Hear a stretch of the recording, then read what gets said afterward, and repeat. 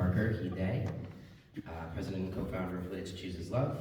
Thank you for inviting me to speak today, to also bring in a bit of the transgender perspective, because I think it's something that I like to kind of tie everything together. I'm more of a conversational speaker, so I've actually been taking notes from everybody else's. But the systemic problems, yeah, we're in a completely broken system.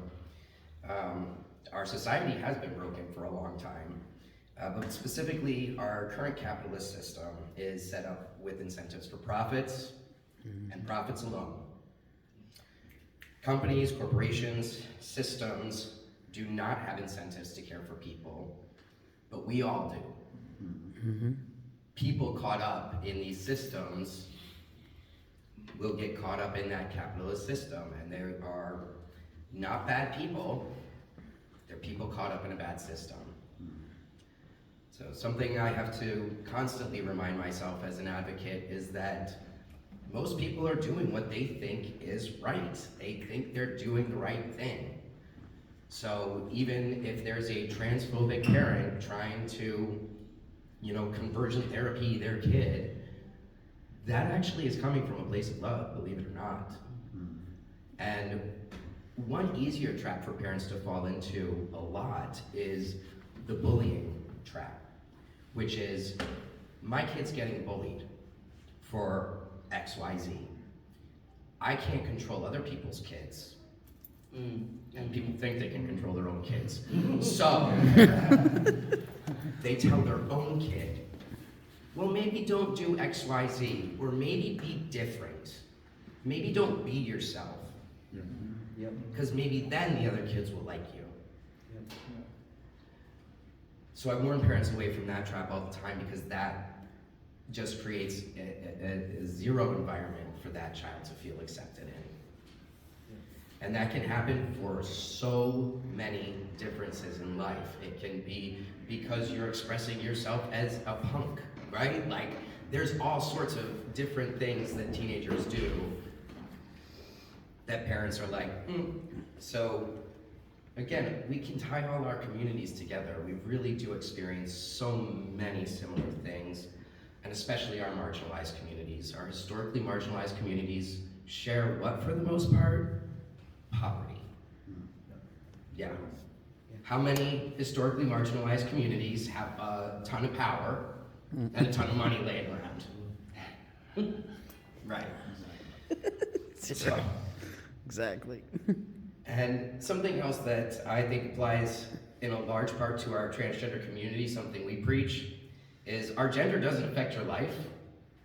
So if you could please just let me live my life as it doesn't harm you. Preach. That's again too, that's a big societal problem, right? Like conformity. If we could just let each other live our lives as long as it's not hurting somebody else. I love when people compare, the sin of being LGBTQ plus and the sin of theft. And I'm like, which one actually hurts somebody? We're talking about actual hurt here. There's no pain caused to anybody else by my gender, by my sexuality. That is just a part of my life. And there's so many things that applies to as well. Cultural differences, like the kind of food that people eat, like just let me live my life. It's not that important to you. And that again, it's all that tying everything together. Christian nationalism is all about conformity. It's all about you need to fit this, and if you don't, you're out. And yeah, we definitely need to be on the watch of this, because we are reaching a really bad time. We have lost 2 transgender youths that we know of at the beginning of each of these past 2 school years. And a big point, again, about pretty much all historically marginalized communities is our deaths go unnoticed often.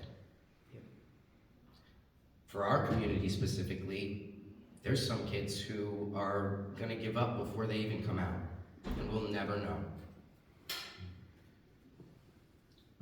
But there's other communities where how many people who have gotten to the point of being unhoused have a bunch of support system to notice when they're gone, right?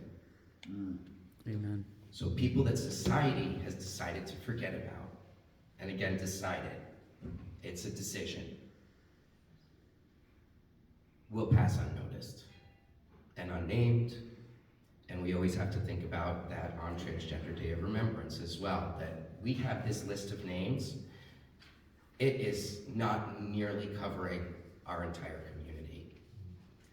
And so I'll say the same for the names here tonight. There are so many other people that we are remembering tonight. So please remember that. And thank you again for letting me speak.